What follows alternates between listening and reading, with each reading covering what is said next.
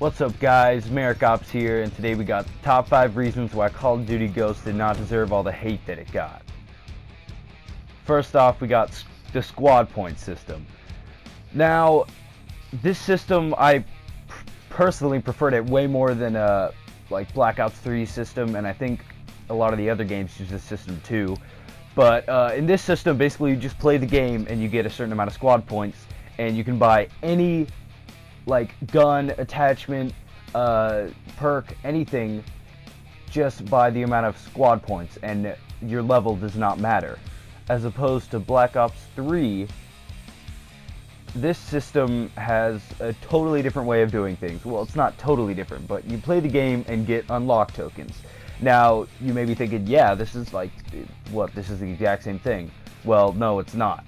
As you can see, look, I have to be level 55 to get the M8 A7, whereas in Ghosts, if I had enough squad points, I could buy whatever gun, no matter what.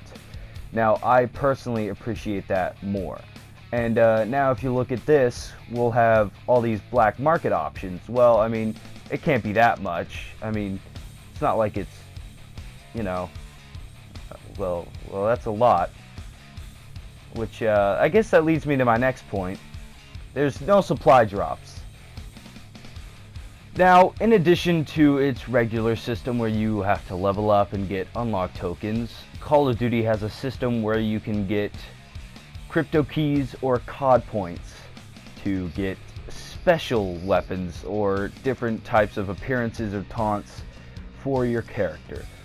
Now, let's just open one up and see what we can get. You know, I'm sure it can't be that bad.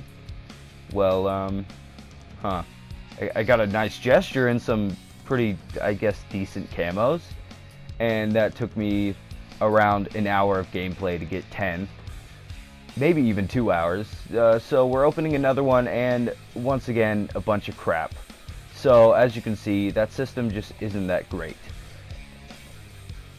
Now we have the perk system. Now, in a lot of the other Call of Duties, we had a certain system where you could have, I think it was, yeah, you could have 3 main perks. Now, usually, you know, that was how it stayed for the whole time, but this game had a very different system. It had a certain amount of points that you could spend on them, as opposed to only having a few. So let's say you like the first column a lot, you could get almost all of them. And or you know, if you want the really good ones, you know, they cost 5 and 4, you know, you can only have 2 if they're really good. And I personally like this system more than limiting yourself to 3 or spending a wild card to get an extra one. I don't know if you think that way too, but that's personally what I believe. Next up, we have one of my favorite reasons why Call of Duty Ghosts is not as bad as everybody says it is. Now, I'm talking about Extinction mode. When Ghosts came out, everybody was disappointed because it wasn't what they wanted, which was another Black Ops game with zombies. Instead, they got this, which, as you can see, is not zombies.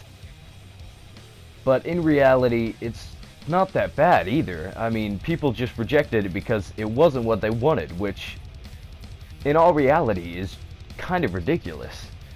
I mean, it's just, it wasn't as bad as everybody thought it was. It just got all the hate because it wasn't exactly what they wanted.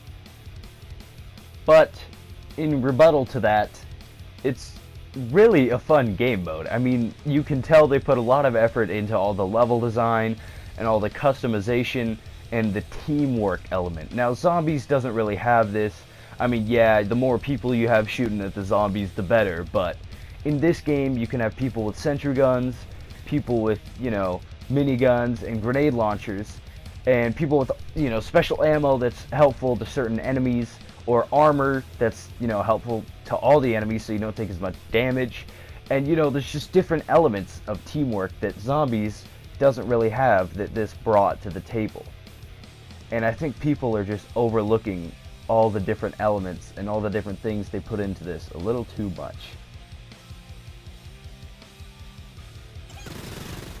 Last but not least, we have the DLC. Now, this game had some pretty ballin' DLC. If you look at all the Extinction maps, the first two were Point of Contact, the first map that came out with the game, obviously not DLC. It was alright, but, you know, after a few times it got a little repetitive. Next DLC, Nightfall, was just not very good. Not many people liked it. The DLC after that, Mayday, which, if you may not know, it was the one on the ship. They implemented the new weapon, the craftable schematic system, and just, you know, different weapons, and the Ripper, just a bunch of different stuff from DLC 2 that was just amazingly good and added a bunch of new elements to the game. And now if you look at DLC 3, which is the gameplay you're seeing right now, Awakening, it added multiple more guns, the arc attachment, which was really cool. I mean, you know, people could probably say it's Pack-a-Punch, which basically it is, but, you know, nevertheless, it is really cool. And DLC 4, Exodus, wasn't anything that special, but it added the new enemy, the Ancestor, which is kind of a mini-boss in a sense, and it had kind of a cool tone to it. All in all, guys, I'm so glad you clicked on this video. Thank you for watching. I hope this was some insightful information and it helped you. This is just my personal opinion that Ghost really wasn't that bad. And I hope you liked the video. Like and subscribe for more. Comment for what you want to see next. And have a freaking awesome day. Peace out.